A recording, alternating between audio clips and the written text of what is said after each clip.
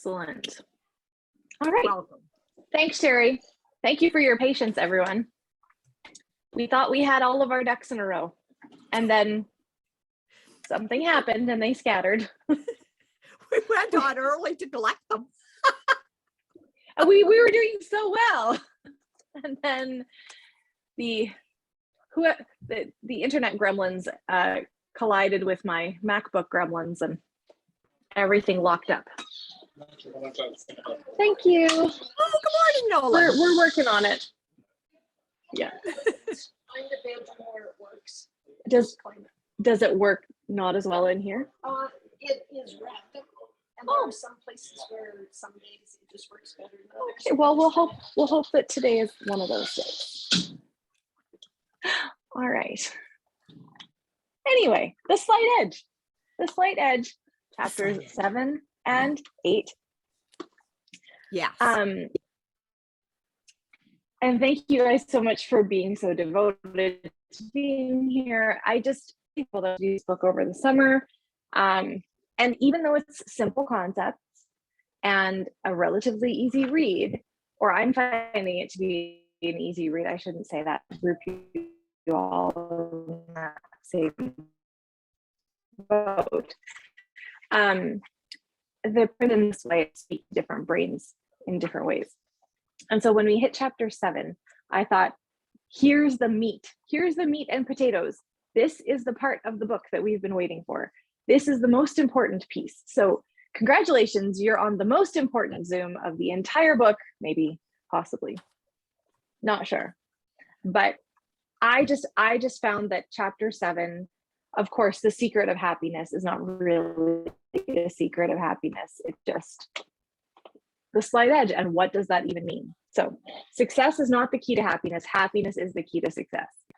And I don't know how many of you guys had little arguments in your brain over this, right? It's sort of like, what came first, the chicken or the egg, right? And we could probably argue that all day long.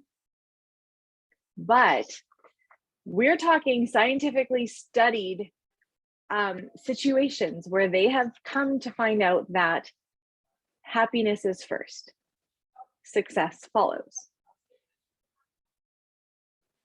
So, Linda, do you feel happy today, or is your sunburn not cohesive with happiness?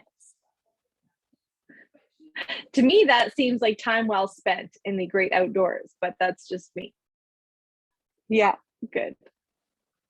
Good. All right. Has anyone ever heard of positive psychology before? I had never heard the term. I just assumed that psychology was psychology. I mean, I know that there's a lot of different branches of it, but as he started to sort of peel back the layers of this, I really appreciated his angle. Traditional psychology, the ambulance is at the bottom of the cliff. With positive psychology, the ambulance is at the top of the cliff. And I thought that that was just such a good illustration because, yeah.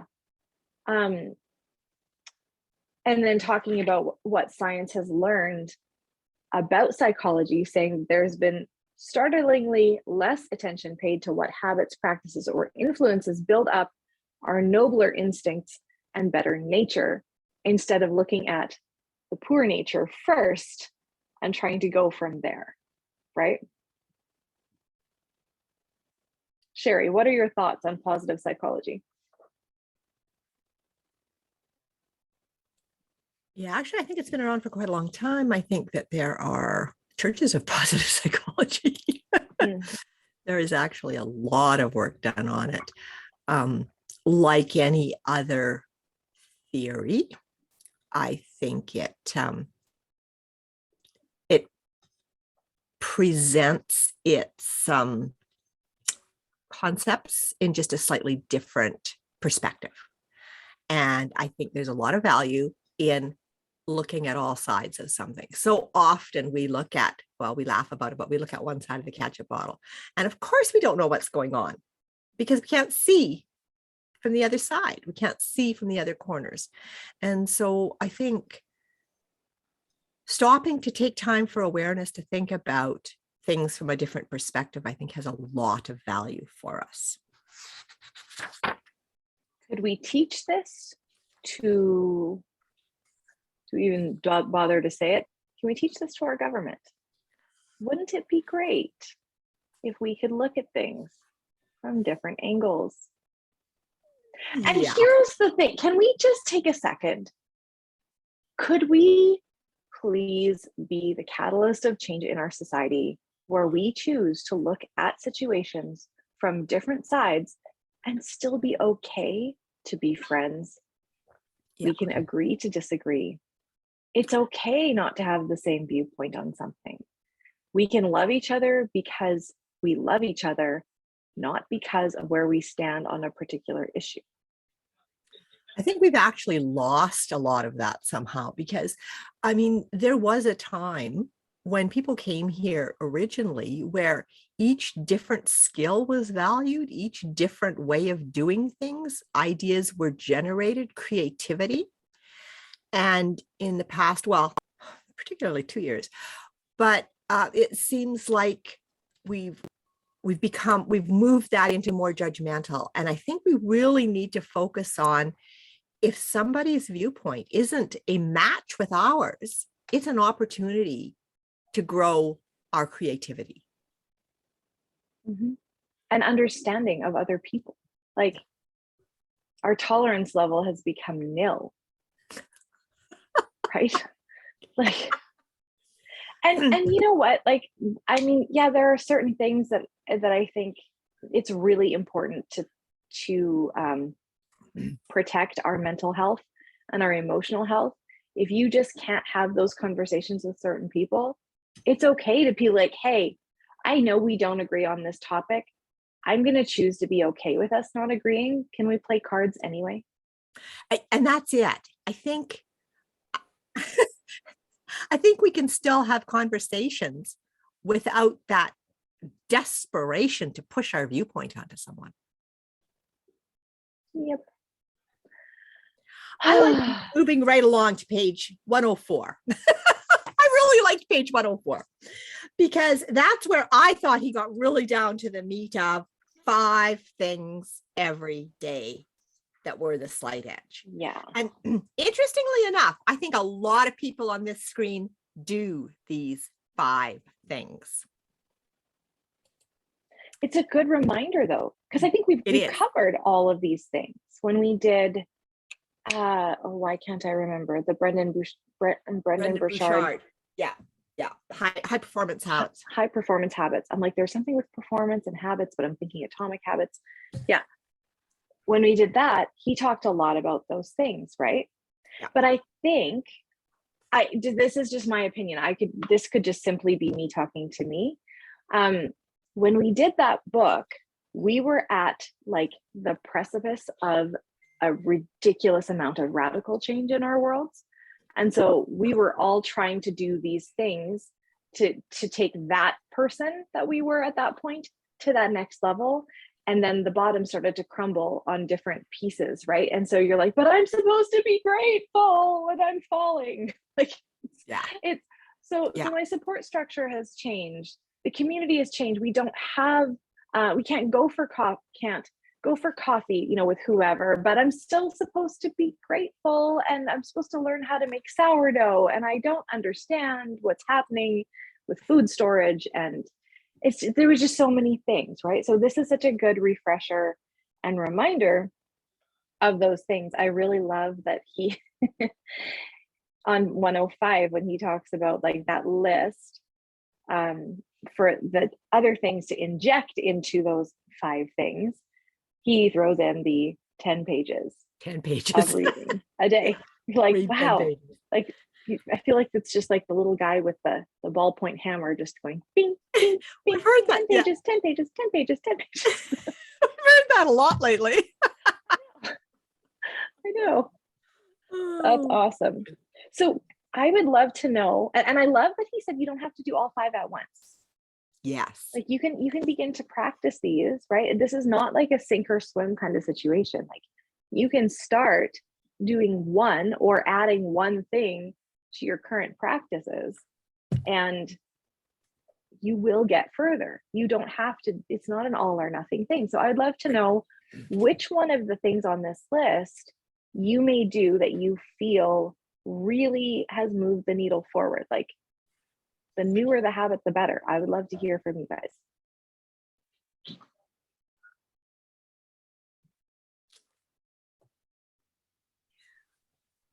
I'm listening on audioly.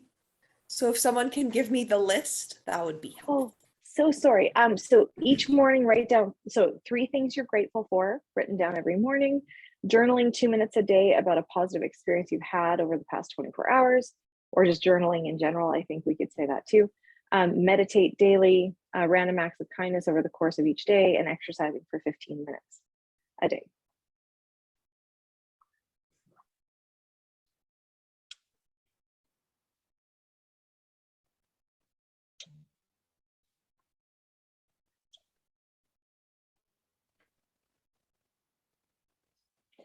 For me, I think the incorporation of exercise has been really important. And guys, when I'm talking exercise, like, you realize that when I am not, is it Doris who walks a ridiculous amount in a day?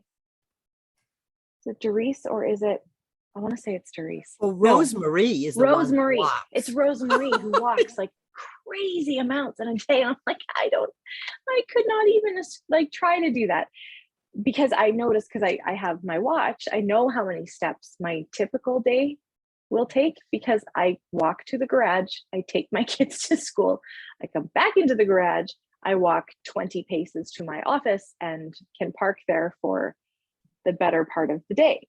And so that's why I decided that I needed to start going to the gym to walk on the treadmill. And even if it's just a 25-minute walk on an incline, I just, the difference that has made for my health in general, like, it all encompassing. And I'm not doing any crazy program or anything like that. I do intervals on the treadmill, but I've really found that committing to that at least 5 days of the week has been really, really helpful. Diana says, I need to practice meditation for my brain and health. Yes, absolutely. I think what I have found is the practice of gratitude creates a shift in my brain about focusing on gratitude and creating that intentionality. And then there's more things in the day to be grateful for.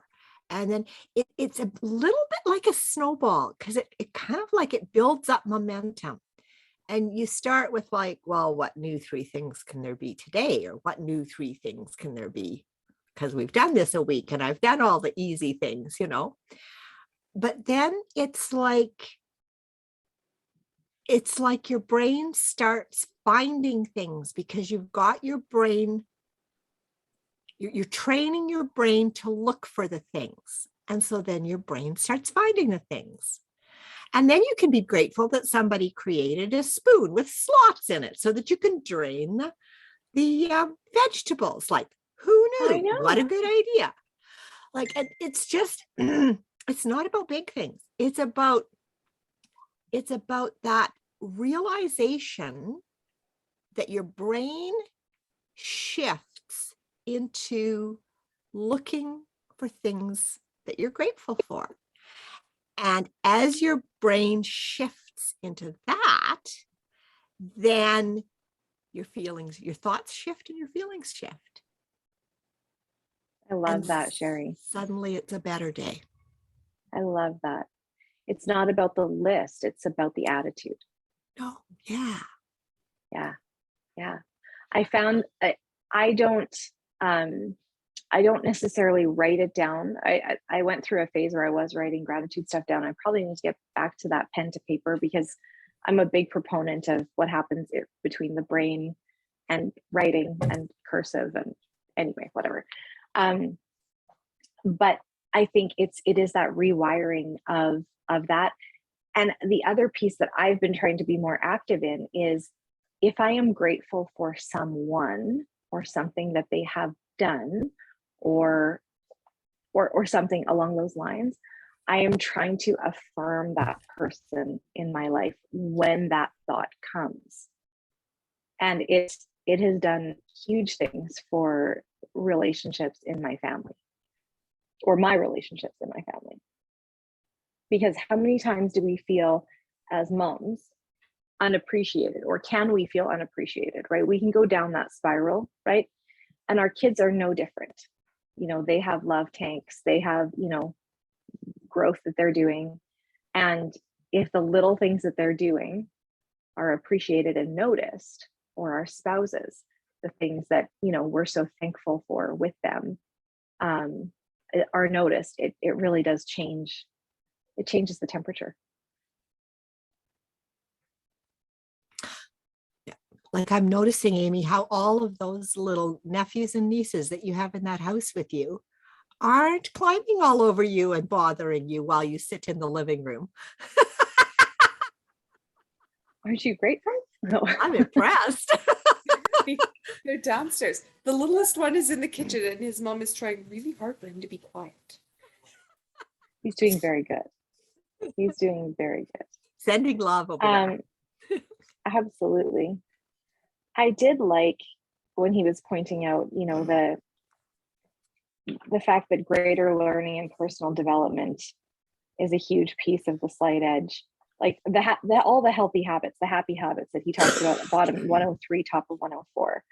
But it's true, like I am seeing this whole slight edge concept plus happy habits equals success. Truly does. I just want to go back, skip back just a little bit, because it's the right philosophy and the right attitude make the right actions. And I really loved when he talked about language pattern and the predictive, like the ability to predict illness simply by the language patterns that people were using. And it really got me to thinking about, and Sherry and I were talking about it before the gremlins took over this morning. We were talking about how our internal dialogue, maybe you don't say these things out loud, but you say these words on the inside of your brain. And it reminded me of, you know, when I've had to talk to my children about, you know, crummy attitudes or starting to speak a certain way or watching certain shows on television. You know, it's so easy for someone of a certain age or any of us to say, oh, I just watch that. I don't think that way, or I don't talk like that. I just watch the shows. I don't say those words. And I always say, okay, but you know what? What goes in comes out. It may not come out exactly the same, but the feeling is going to be there and the yuck is still going to be there. And you're going to be saying those bad words in your head, even if it's, gosh darn it, that comes out of your mouth. Like it'll still, what's in your head is still going to be the yuck, right? And so it's intensive to retrain your thoughts because nobody knows them except you and the Lord. No one can call you out on your thoughts unless they're falling out of your mouth. This is where we get to be the gatekeeper of good thoughts, right? Take every thought captive. And so if you look at the predictor of illness, if your outward verbiage to others, text messages, exchanges is positive, but the inward stuff is still negative and judgmental and self-deprecating, that's a big one, right? I'm not supposed to say these things out loud. I'm supposed to look in my mirror and I'm supposed to say my affirmations, but really in the back of my head, right? That can be the biggest saboteur of your efforts, because on the outside, it looks like it's perfectly fine. And it looks like you're doing all the right things, but there is something to be said about where the heart comes from. So when we do go for no, this is one that has come up before because we've done this whole concept of go for no before. And Sherry and I were just talking about this because sometimes we'll get people, and as leaders, you guys get to, congratulations, you get to look out for this. As leaders, you guys get to share this with your teams. And, we're going to do this concept, the plan is to go for no. And I loved Sherry's story that she shared before about the guy who got 3 yeses on a Monday and then thought he had all the time in the world to get his 4th yes for the week. And then he didn't try. And then by Friday, he was short a yes, right? But sometimes we get people who twist the go for no a little bit and they say, okay, I'll send out 32 messages today and I'll get 32 no's. Look at that. I will get 32 no's. But where are their hearts? Like, yes, we want to be trying to get a certain number of no's, but we want to come from a place of abundance and actually looking for the yes. So you're going for the no's, but you're still positioning for the yes. So you can be grateful on the outside and dealing with the crummy thoughts on the inside, it's still not going to come out right. And yes, I love what you say when you talk to yourself as a really good one. We all go through seasons though, right? We can all go through seasons, but I think it's catching ourselves in those moments and then extending grace and forgiveness, because getting hard on yourself does not help anything, right? Being willing to start again, new programming, going forward. So yeah, does anybody else have thoughts on the healthy habits, the slight edge, what chapter 7 spoke to you?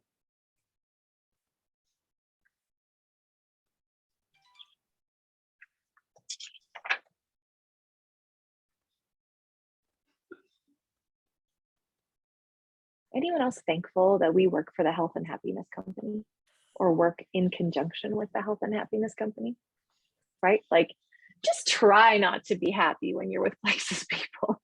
Like, take some Vital Biome. Here, there was a lady this week, she's actually an ambassador of Linda's, or I don't know, she's a VIP, I guess. And she decided to bring a whole bunch of kids to camp who were really not like, it wasn't like, oh, little Lucy's mom can't take her to camp. She goes to Sunday school every week and she minds her P's and Q's and she's just such a delight. I'm going to bring this child with me to camp. Like, this lady, God love her, she brought the hard kids to camp and it was so awesome. So one morning I came to her, I said, I have sunshine in my pocket for you. She goes, what? And I handed her a handful, 2 Vital Biome and 4 E's. And then I gave her a stick of HC and a stick of Active. And I said, you might need this. Right. So here, try not to be happy with us as we're like injecting you with like the things that internally will set your clock for happiness. And then we're going to do the external stuff. But yes, elevated levels of happiness create elevated levels of health, performance, social involvement, marital fulfillment, financial and career success, and longevity. I think my biggest maybe message after reading the chapter was take time to feel happiness. Like, actually take time. And last night I was out and I was driving around and I was going to head home and I'm like, no, I'm just going to go sit and think and take pictures of the storm and just enjoy it. And that would be my challenge to everybody today, to take time to feel happy. Take time to create the thoughts, the place, the whatever it is for you that brings that feeling of happiness.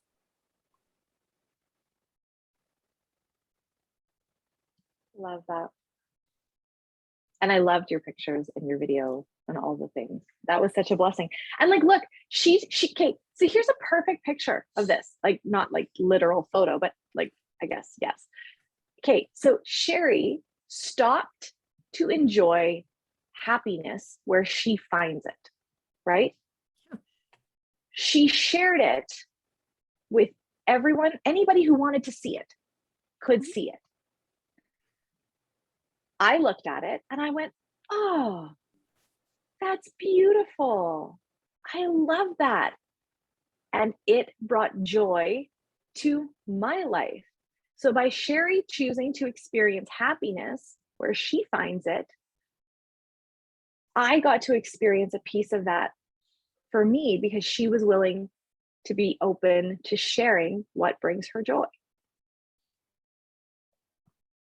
It's like if we all share our pursuit of happiness with one another, it just amplifies it for everyone else. I actually saw something relatively, well, I don't want to say disturbing.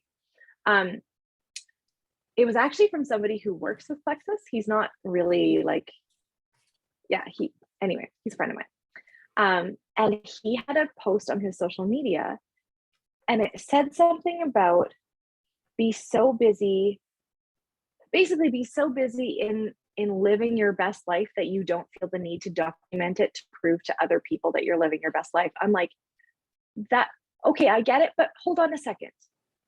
We are nothing alone. Share. Yeah. What if I was sick in bed with the flu yesterday? I wasn't, but what if I was? And I was on social because that's all I could do. Yeah. And I saw Sherry's beautiful picture. Now, it brought me joy enough, even though I was fine and healthy and well. But think about how much more that would like improve my mental health by looking at joy from other people, right? I think that statement really comes from that lack of abundance, right? It's that, abundant mindset versus your scarcity mindset. It's like, hey, you know what? I've got happiness. There's enough happiness in the world for everyone. I'm going to share some with somebody else in case they're having a hard time finding their happy today.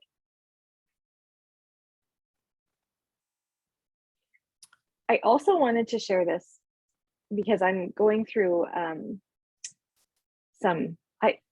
Sherry, what do you call Dr. Tina? Like I'm counseling, coaching, transformation, life, something. Transformation's a good word. Transformation's a really good word.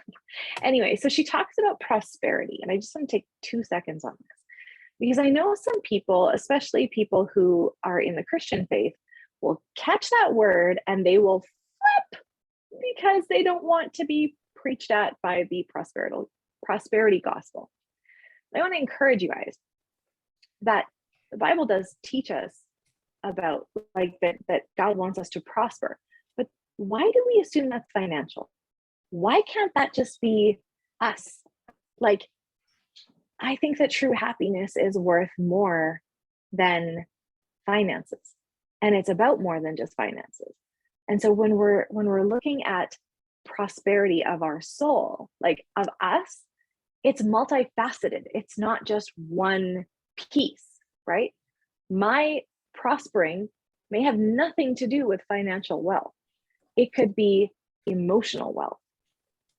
And I think that this whole pursuit of happiness or the secret of happiness, like it's all tied together. It's all tied together. So I just love it when everything that you do just has the same thread and you're just like, oh, it's all like it's gone together. Anyway, that's my moment. Okay, so chapter 8, I thought this was super cool. I thought it was cool that he was like, I am not qualified to write this chapter, so I'm going to hand it over to my daughter. I'm like, oh, that is the ripple effect. But I think we've already talked Amy. about the ripple. We've talked about the ripple effect already. The ripple of somebody feeling happy and sharing the feeling happy and having someone else around them go, oh, I like that. I feel happy too. Like that ripple effect. What's the line? If mom's not happy, nobody's happy in the house. Or we could just really go biblical and say, there are 2 verses. Better to live on the corner of a rooftop than with an angry and contentious woman. That'd be like if mom ain't happy, nobody's happy. That's the biblical version of it. Yep, pretty much. I laugh at that quite often because I'm like, do I relate to that statement? Should my husband's all of a sudden grabbed a ladder? He's like, that's it. I'm done. Corner rooftop it is. The reality is, if we But, take that right into the home level, if one person in the home is obviously and clearly upset, angry, attitude struggling, it's a ripple effect. Everybody starts walking on eggshells. Everybody kind of moves away. Everybody finds something else they need to do. It's there. Yeah. I mean, you could say a rotten apple spoils the bunch, right? Or you could say a grouchy teenager upsets the whole lot. Yep. But it's okay. And it's fine, right? But I love how this works into legacy, right? Creating a legacy for your family, for the people around you. And there was a quote in here that Brenna just put that Bible verse in, I think. Restore to me the love joy that. of Restore your to me salvation. And uphold me with a a willing willing spirit. With joy you will draw water from the wells of salvation. Yes. Amen. I really liked on the bottom of page 115. I want the world to be better because I was here. I want my life, my work, my family to mean something. If you're not making someone else's life better, you're wasting your time. Your life will only become better by helping make other lives better. And when I read stuff like this and I go, man, the company that I have chosen to partner with aligns with this statement so firmly. It's all about changing other people's lives and making an impact on the positive. And it is so countercultural. I feel like we're all like a group of rebels here. Like we're going to rebel against the culture of being not enough and all of those things. And it's just abundance and legacy and true emotional health and wealth by turning and looking at other people and how you can make their lives better. Never doubt that a small group of thoughtful, committed citizens can change the world.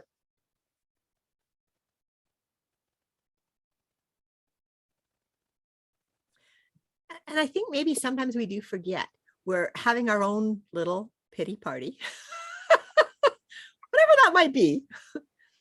And we forget the ripple effect of how it's affecting everybody around us. But, and alternatively, when we're feeling good and happy and, dancing around the kitchen, we think we're doing it for us too, but we're forgetting how that energy is also affecting everyone around us. And if they're not on the same wavelength, they're kind of maybe not quite pulled up to that level yet. Give them time. Just give them time. Something that I've really been thinking about lately has been, I've really been doing a lot of, or trying to do a lot of listening for wisdom from the Lord. So when you're doing that, like it means that you actually have to be, reading your Bible and spending time talking and listening and like all of those things, right? And it kind of came to me that, the devil's greatest success is not in thwarting all of our efforts to do things. It is in making us believe that what we're doing is enough, that our playing small is our purpose. When in fact, because we can feel really successful. And if we feel successful, right, in that little tiny box, he's won. But when we truly start to live out our God-given purpose and we start to look outside of our box and we start to think bigger and we open ourselves up to not just like our own desires, because God plants desires in our hearts and passions, right? It's why Sherry is such a researcher. She has a passion for knowledge, for wisdom, for seeking things out, right? God planted that desire in her heart, right? And if she only used that desire with her own humanness and her own wisdom, she'll only get like this much of it. But leaning on godly wisdom, he blows things up into sizes that we can't even grasp. And this is the whole abundance mindset of, okay, God, you've planted this desire in my heart. So now where can your spirit take me? I'm not going to try to do any of this by myself. I want to listen, and I want you to show me where you want this desire to grow.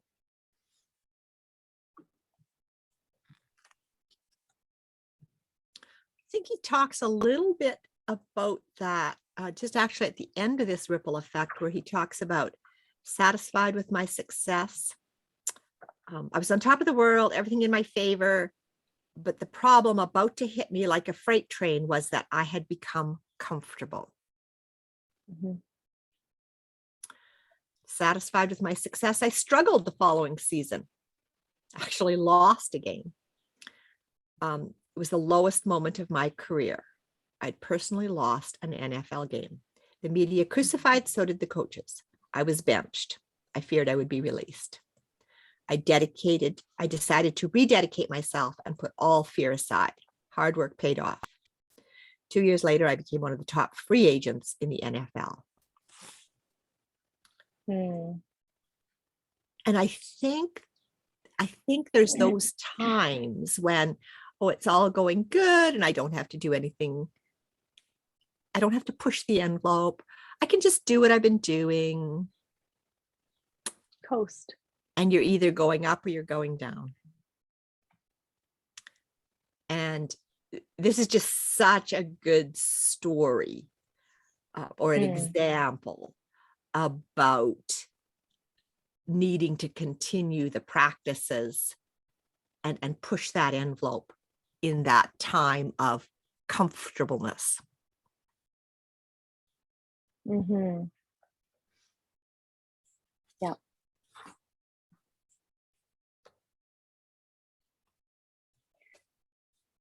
And if your kids don't adopt slight edge principles, it's okay. They still have free will. Strangest thing. But we can model it, we can teach it. And I did really appreciate when she was saying, you know, I heard other kids kind of like put on the brakes and not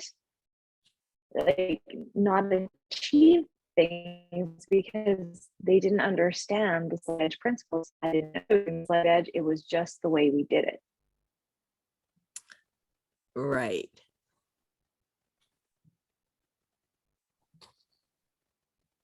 Yeah. Alternately, that teenage version is really hard to find.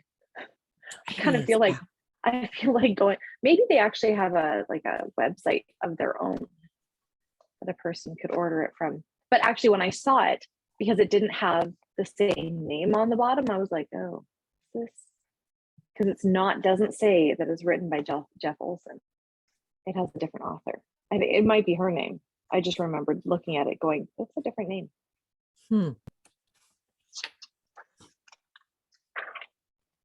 I think in so many things, the ripple effect from being the example is the one that kids in particular pick up and follow through with.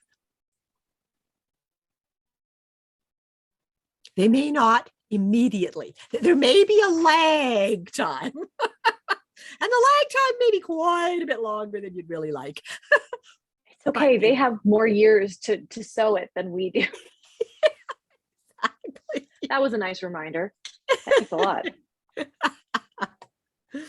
But the other piece with kids and with anybody else is that top point at the end here on 126, everyone wants to know a difference in the world and that their lives matter.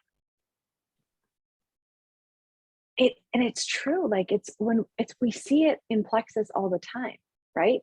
It's somebody gets started, they feel better. That's fantastic. And then they happen to share with somebody else, and that person and their life changes. And now the first person who shared, who wasn't totally sure that they really wanted to do this thing, they realize that what they just did changed somebody else's life, and that ripples. That's where the accidental businesses come, because all of a sudden you've given somebody a sense of purpose and you've shown them that the impact they're making on others is huge. It actually does matter. It's not as simple as returning somebody's shopping cart to the carousel, which is a good thing to do. But when you start to impact their health, which impacts their marriage, which impacts their parenting, and impacts their children's children, and their friendships, and the people that they surround themselves with, and the elevated nature of those people that then they're exposing again the next generation to. It's huge. And that is truly the draw to what we do. And then somebody says, like, I think it was Stacy that said it in the chat the other day. So what do you do when people ask you what you sell? And don't all of us just kind of want to roll our eyes and be like, do you have 45 minutes? Because yeah, I sell vitamins, but could I tell you a story?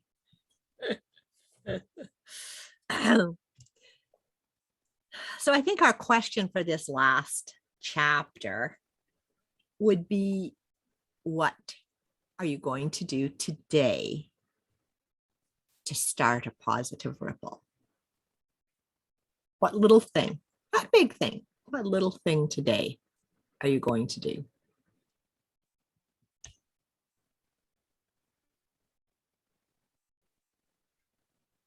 I remember my friend Jenny talking about when her kids were little, she'd read somewhere in a book that the best thing that you can do first thing in the morning, even if it's like 4 a.m. and your toddler wakes you up, is to look at them and smile.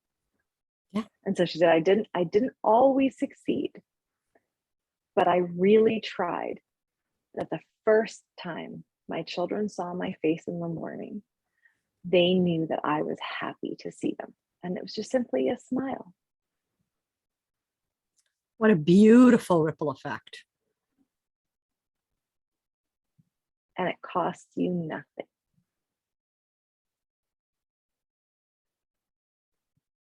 Awesome. So glad I have smart people around me. So thankful for that.